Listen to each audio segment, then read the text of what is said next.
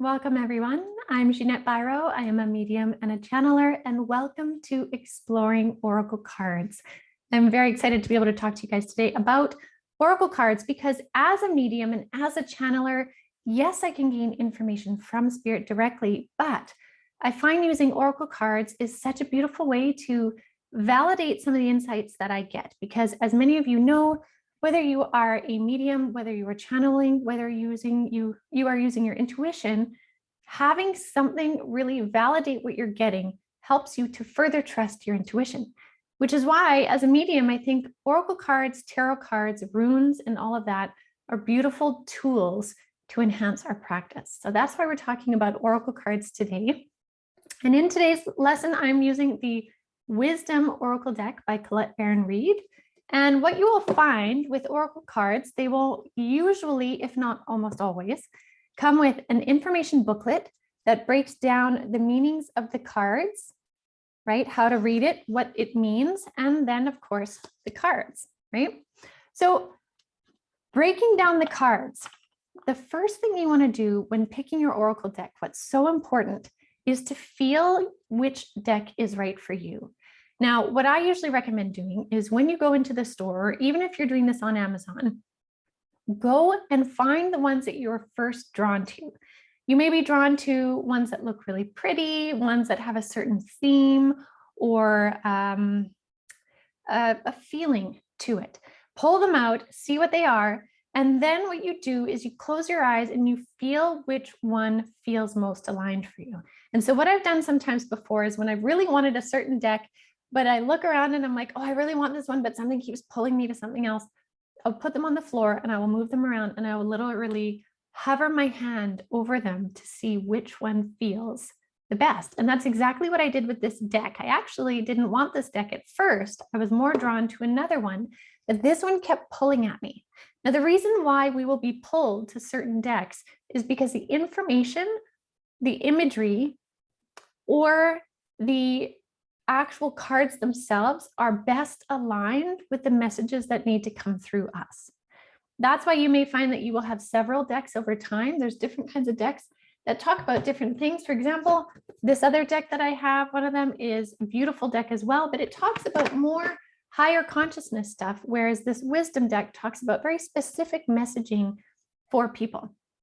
So feel your way through which deck resonates with you most. You will be surprised at how the cards, the messages, the insights will align with what you need to know. Okay, so that's what you do first. Once you've selected your deck, then what you're going to do is you're going to bring it home and you're going to go through every card in your deck. And what that means is you're going to obviously want to look at every picture, right? You're going to want to go through every picture. And before you even dive into looking at what the write-up means, spend time with the deck and the pictures. Look at each image on it. Look at any numbers on it. Look at whatever words are on it and see how it resonates for you first. Because as always, Oracle decks are tools to enhance our own abilities. So we need to also open and tune into our own abilities first. This is really important. So when you do that, you're going to spend time, you're going to notice everything that is on the card. You're going to notice how the card makes you feel. You're going to notice anything that stands out. And over time, you will notice more and more things from your cards too. So this is definitely something you don't want to rush. You may do it several times over. There's no one right way to do it. But first of all, if you can, spend time looking at each image in the card.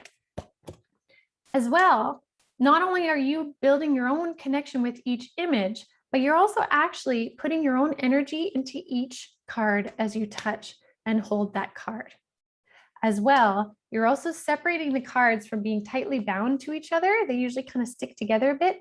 By going through every card helps separate each card from the other so that when you shuffle, they move around with more ease. So you want to go through every card. After that, then you want to get used to however it feels right for you to shuffle. Now, I'm going to put my computer screen down here so you can see my table as I shuffle here. So when you're shuffling, some people like to shuffle like this, just a standard, dropping it one card in front of the other. That is no problem. That's a great way to shuffle. You may also find you want to shuffle by dropping in front and behind, so on and so forth. That's another great way. You may find every once in a while you will split your deck and start again. And then there's others of you that may want to do the standard card shuffle like you would do with a deck of cards, of playing cards. You can do that as well. That is up to you. Some people really do not want to put any kind of bend in their cards, whereas others, it doesn't bother them. That's up to you. The next thing after you've shuffled, how do you start your pull? Well, the first thing you can do is after you've done your shuffle, to clear the cards, some people will place a stone over the card to have it embody the energy and their intentions. Other people, after they've done their first shuffle, will knock the card to clear the energy and start it fresh. It is up to you if you find that path or that step important. I will do that sometimes. I'll put a stone over it if I want to clear my cards after I've been using them. That's up to you. When you're ready to start using your cards, I find it's important when you're shuffling, ask your question. You want to ask whatever the question is you're wanting Spirit to say or to answer while you shuffle. Now, in terms of a pull, when you pull your cards, you can either pull the top card if you wish. You can shuffle again and pull another top card, or you may pull 1 to 3 top cards.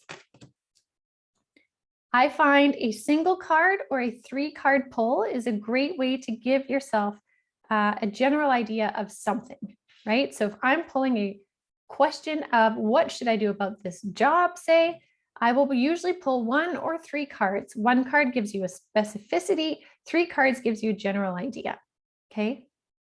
Now, the other way you can pull cards, though, is instead of pulling the top card, you can shuffle your cards, then sit for a moment with the question in mind, and then see where the deck cuts. You may find sometimes the deck cuts towards the top, other times it cuts towards the bottom. Wherever it cuts is divinely guided.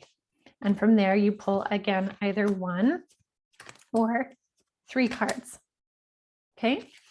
Now, the other way that you can do this too, though, is instead of cutting the deck like so, if you really want some beautiful alignments that can't be predicted of 3 cards in a row, you can spread them out like this, kind of in a train. I'm going to move this forward. And what you do is once they're spread out like this, either you or the person you're reading for, whatever you're comfortable with, can run your hand along and see where you feel drawn to pull a card. And again, just like you did when picking your deck, let your hand tell you what the pull is or which cards they are. And then again, flip them over.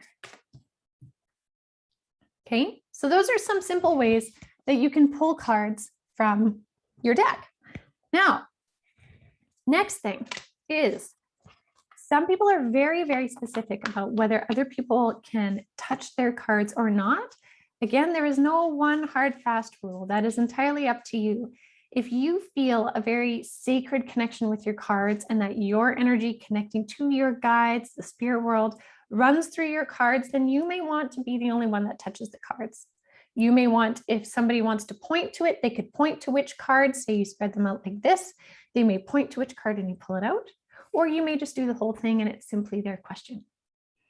Other times you can let other people touch your cards if you want, remembering that you can easily clear them and reconnect them to your energy again after by placing a crystal on it, either overnight, for a day, for an hour, for a few moments. That's up to you to choose, or again, knocking the cards or doing any kind of ritual type practice that makes it sacred for you. And that's the biggest thing and biggest invitation with oracle cards. Make it sacred for you. You may find you prefer a 1-card draw, and that is always the way you're going to do it when you're asking a question, or you may prefer a 3-card draw. Those are simple ways to get you started. Once you get comfortable with the 1 and 3-card draws, you can then really explore the different layouts and patterns. And there are many, many layouts and patterns online to help you with the specificity of your questions. For example, one other example would be a 7-card draw. A 7-card pull in this case, or 7-card draw, is the first 3 represent past, present, future. I'll show you this way. First ones would represent past, present, future. The next ones represent what you can do about it, what external influences are affecting the situation, what your hopes and dreams are of the situation, and what the likely outcome is. This is a great second stage card pull. Again, past, present, future, what you can do about it, what is affecting the situation, what your hopes and dreams are, and what the likely outcome is. And then this gives you a greater picture as to what is happening with your question. So these are beautiful ways to dive into using oracle cards for you. Again, remembering that you dictate the way it's going to work for you. Now, the last thing I want to say too is once you have been playing with your cards for a while, you may start to get into perceiving them a certain way. For example, this happy card, let's use this one. This is a great card. It represents happiness and joy. But as you get into readings with more clarity, and as you get to know your deck more, you may start to determine cards can mean a certain thing.